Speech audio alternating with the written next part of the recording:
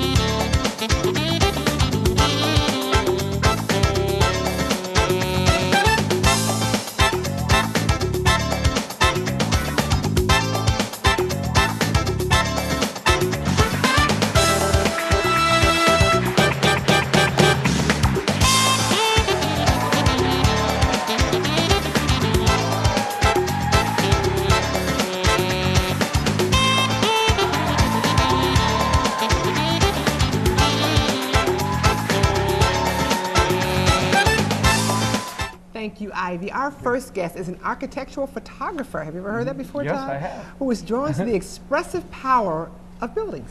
And his passion has earned him almost 60 awards, or actually 66 awards, exactly 66 awards. That's awesome. I like that. The photographs he captures are truly amazing, and he is here to tell us more about his art. So please help us welcome Mr. Ken Konchel.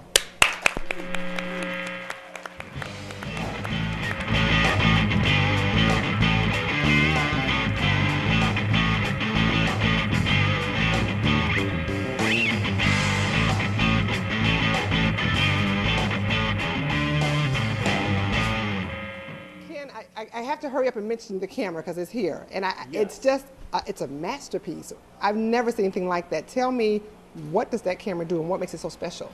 Well, it's definitely an old school camera. It's considered a large format camera, which essentially means that it produces a negative this large. Wow. So we're talking about 13 times as large as a 35 millimeter camera.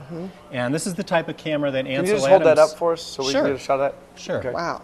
This is the type of camera that Ansel Adams used to create all of his masterpieces. And essentially, with such a large negative, you get more detail, you get more contrast, you get more tonal range, you get all of those elements of a photograph that people really, value and prize. So it's just, like you said, it's a beautiful machine, and it enables me to capture architecture, I think, much more successfully than with just a 35 millimeter or with a digital camera. Now, why do you specialize in that sort of photography, the architectural photography? Well, to me, architecture is very much about our creative legacy, and it's a part of our identity. And what I try to do in my photographs are impress people with the great architecture that we have in this city, and how much architecture really contributes to the quality of life in our community. So those are some of my motivations in photographing architecture. Well, you do it well. You do. Thank you. You do very well. Ken, is Thank there a you. special technique? Because obviously when you take pictures of people, there's techniques, and you take pictures of plants, there's techniques. Is there a special technique that you employ when you're taking pictures of architecture? Great question, thank you. Yes, it's all about light and shadow for me, because I think that the more tonal range you get in a photograph, the more interesting it is. So lighting, time of day plays a key role in when I shoot, so that I can really accentuate the details of a building, or the patterns of a building, or the lines and the shapes. So those are some of the important things that I look for. Ken, as we look at these pictures of yours right now, could you take us through and tell us what we're looking at? Sure. That's one of my favorite buildings here in St. Louis. That is the old famous bar building in Clayton, which is now a Washington University building that they've utilized. That's another one of my favorite buildings. That's the Priory Chapel. And that demonstrates what I try to do with architecture, and making it very abstract, making it very graphic, so that you know it's an architecture, but you don't necessarily recognize what building it is. That's the Immaculata Church. So again, interesting shapes and forms that I try to concentrate on, repetitive detail. That's the Danforth Plant Science Center.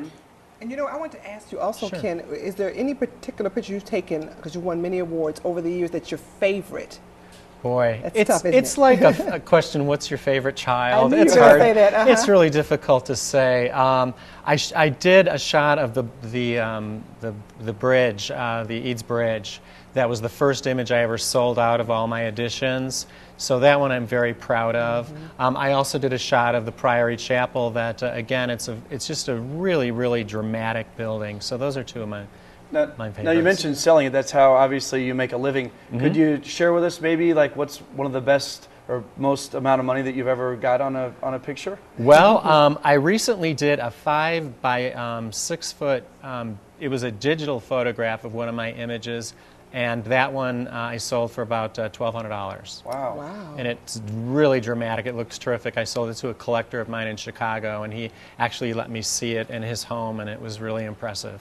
So do you just do one and that's it? You don't repeat? My father is an artist. Well, he used to do art with sculptures in the 60s, and he said he would only do one piece and he wouldn't repeat it. Is it the same with you? Well, that's kind of an advantage with photography in that you can actually print editions of your work.